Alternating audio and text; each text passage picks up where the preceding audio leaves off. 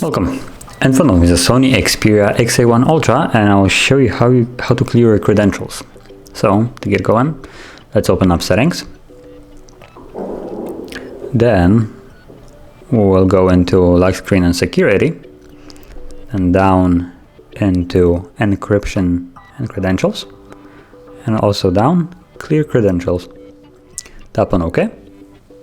It might ask you for a passcode if you have one set, so put that in, and if you don't, you just do it as I did right now, and the credentials will be immediately cleared and you're done.